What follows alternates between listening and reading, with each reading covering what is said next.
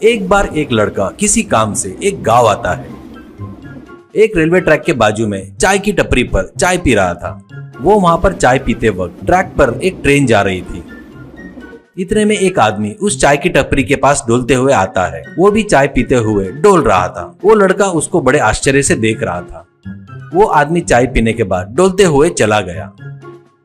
वो लड़का चाय वाले से, क्या है जी ये ऐसा डोल रहा है, पियक्कड़ है क्या, ऐसा कहता है। चाय की टपरी वाला, वो पियक्कड़ नहीं है जी, उसको तो पीने की आदत भी नहीं है, ऐसा कहता है। लड़का, फिर ऐसे डोल रहा है ना, ऐसा कहता है। वो क्या है ना, वो ट्रेन किचन में शेफ का काम करता है। वहाँ पर ऐसे ही हिलने की आदत होकर ट्रेन की आवाज आई तो बस हिलने लगता है। ट्रेन की आवाज अगर नहीं आई तो साधारण ही रहता है। वैसे एक बात बताओ, आप किस काम से आए हो यहाँ पर, ऐसा पूछता है। लड़का, मैं एक शादी जोड़ने वाला ब्रोकर हूँ जी। इस गाँव में परमेश करके एक आदमी है, रेलवे डिपार्टमेंट में काम करता है करके बताए। उसके लिए एक अच्छा रिश्ता लेकर आया हूँ। उसका घर कहाँ पर है बता दे क्या आप, ऐसा कहता है। टपरी वाला, आप भी बढ़िया आदमी हो जी। अभी तक जो हिल रहा था ना वही है परमेश। आदमी अच्छा है पर वो हिलना है ना उसका प्रॉब्लम है, करके उसका घर का पता बताता है। ब्रोकर जाकर परमेश से उसके माँ बाप से मिलकर, देखिए लड़की वाले बहुत पैसे वाले हैं, लड़की भी बहुत सुंदर है और बहुत पढ़ी लिखी भी है, दहेज भी बहुत ज्यादा देते करके बोल रहे हैं। गवर्नमेंट जॉब करने वाला लड़का चाहिए उनको। इसके लिए आप परफेक्ट हो, पर आपका हिलना ही आपका प्रॉब्लम हो सकता है, ऐसा कहता है। परमेश, वो बात आप भूल जाओ। उस लड़की के गाँव में ट्रेन ही नहीं है, इसलिए रिश्ता देखते वक्त उस लड़की को देखते वक्त कोई प्रॉब्लम नहीं होगी। तुम जाकर लड़की को देखने के काम में लग जाओ, ऐसा कहता है। वो जाने के बाद पिताजी, अरे इससे पहले भी लड़की देखने जाकर ऐसे ही हिलकर रिश्ता गवा दिया, इस बार ऐसा कुछ मत करना बेटा, ऐसा कहता है। तो माँ, हाँ रे, मुझे भी यही डर लग रहा है, ऐसा कहती है। परमेश, इससे पहले अपन लोग जो लड़की देखने गए थे वो सब अपने बैड लक से रेलवे ट्रैक के बाजू पर ही उनका घर था, इसलिए वहाँ से ट्रेन गुजरती थी, उसकी आवाज से मैं हिलता था। अब यहाँ पर तो वो समस्या ही नहीं है, क्योंकि असल में उस गाँव में ट्रेन ही नहीं है, ऐसा कहता है। वो ऐसे ट्रेन में शेफ का काम करते वक्त एक दिन ब्रोकर का उसको फोन आता है। लड़की को देखने जाने का डेट फिक्स करके बताता है। अब वो लोग लड़की देखने जाकर लड़की के घर में बैठ के रहते हैं। सबका परिचय लेने होने के बाद लड़की के पिताजी, तुम्हारा लड़का हमको बहुत पसंद आया, आप लोग भी लड़की को देख लो। बेटा राधा, लड़के के लिए कॉफी लेकर आओ, ऐसा कहता है। लड़की शर्माते हुए कॉफी लेकर आती है। सभी लोगों को कॉफी देती है। इतने में उनके घर का एक बच्चा टीवी ऑन करता है। टीवी में कोई फिल्म चल रही थी। उसमें बड़ी आवाज करते हुए एक ट्रेन जा रही थी।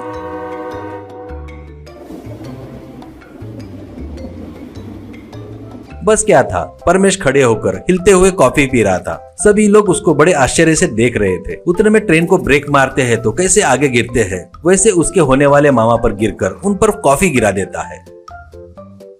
मामा जी, क्या है रही है ब्रोकर, ये पागल वागल है क्या?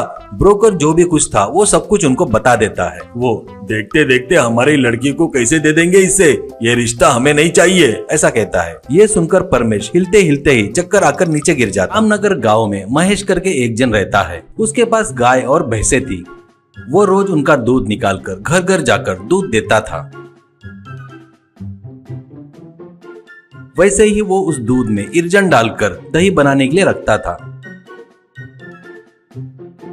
और उस दही को होटल में दुकानों में बेचता था।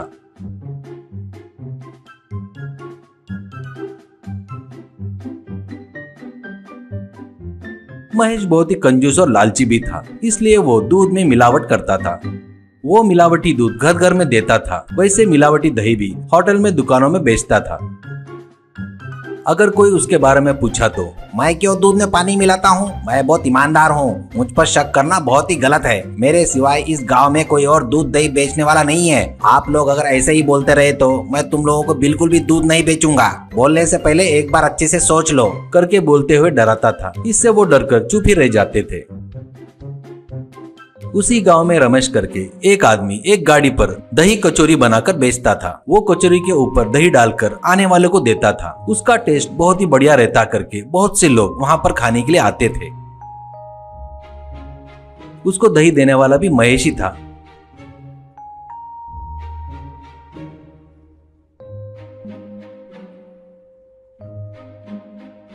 एक दिन एक आदमी, रमेश मैं तेरे पास से कितने सालों से दही कचौरी खा रहा हूँ। तेरे पास के कचौरी का स्वाद बहुत अच्छा रहता है, पर ये पहले जैसा नहीं है। अभी इसका स्वाद उतना अच्छा नहीं है। इसमें जो दही डाल रहा है ना वो बिल्कुल भी अच्छा नहीं है। ऐसा ही चलता रहा तो तेरे पास कोई नहीं आएगा, सोच ले एक बार। ऐसा बताता है एक औरत। हाँ रमेश, इस बीच में कचौरी का स्वाद बिल्कुल भी अच्छा नहीं लग रहा है। कचौरी के ऊपर डालने वाला दही पता नहीं क्यों स्वादिष्ट नहीं लग रहा है। ऐसा कहती है। रमेश, हाँ जी, आप लोग भी सच ही कह रहे हो, मैं भी यही चीज देख रहा हूँ, मुझे थोड़ा समय दीजिए, मैं अपनी गलती को सुधार लूंगा, कहता है। बाद में दही देने के लिए आए हुए महेश से, महेश भाई बुरा मत मानो यार, एक बात बताता हूँ, इस बीच तेरा दही बिल्कुल भी अच्छा नहीं रह रहा है, बहुत ही पतला और टेस्ट भी नहीं है, कृपया दही को मिलावट करके मेरे धंधे को खराब मत कर यार, कहता है। तो महेश, ये क्या रे पागल जैसे बोल रहा है, मैं और मिलावट कर रहा क्या? तू ही कचौरी में डालने वाले आइटम्स मिलावट करके इस्तेमाल किया होगा। तू ही मिलावट कचौरी बनाकर मेरे दही को मिलावट कह रहा है क्या बात कर रहा है? ऐसा है तो मैं तुझको बिल्कुल दही नहीं बेचूंगा, तब तेरे को गांव में दही बेचने वाला कोई भी नहीं रहेगा, ध्यान में रख ले, करके धमकाता है। इससे रमेश को बहुत गुस्सा आता है। क्यों रे, डरा रहा है क्या? तेरे धमकाने से यहाँ पर डरने वाला कोई नहीं है। तू दही लाकर नहीं दिया तो भी कोई फर्क नहीं पड़ता, मैं खुद ही 2 भैंस खरीद कर दही बना लूंगा। तेरे को अच्छे से बताए तो समझ में नहीं आता शायद। अब मुझे तेरी दही की कोई जरूरत नहीं है, तू यहाँ से निकल जा, चल, कहता है। महेश गुस्से से वहाँ से चला जाता है। रमेश 4 भैंस खरीदकर घर पर लाकर उनको अच्छा चारा डालकर उनका दूध निकालकर उस दूध से दही बनाना शुरू करता है। उस दही से दही कचौरी बनाकर लोगों को देने लगा।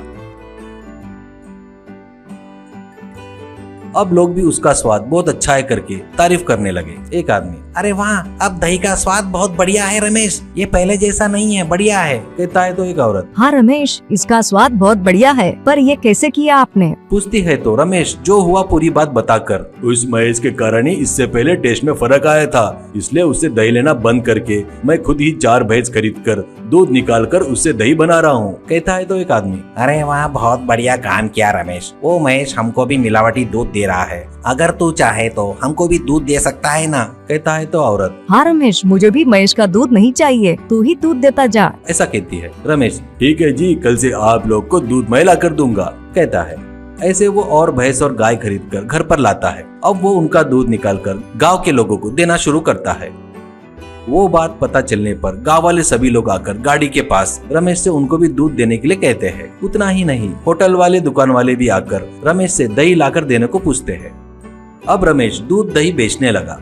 महेश से दूध दही लेने वाला कोई भी नहीं रहने से उसको बहुत गुस्सा आता है। वो बेवकूफ मेरा धंधा चौपट कर देगा क्या? अब मैं भी कुछ भी करके उसका धंधा खराब करूंगा। उन गाय और भैंस को खत्म किया तो तब उसकी अकल ठिकाने पे आएगी, सोचकर उस दिन रात को कैन में पेट्रोल लेकर रमेश के घर के पास आता है। उस पेट्रोल को गाय और भैंस पर छिड़क कर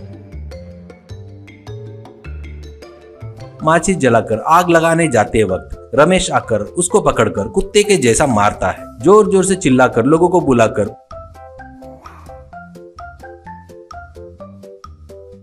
पूरी बात बताता है। बस लोगों को गुस्सा आकर सब लोग मिलकर फिर से महेश को पकड़कर जमकर धुलाई करते हैं और पुलिस को सौंप देते हैं।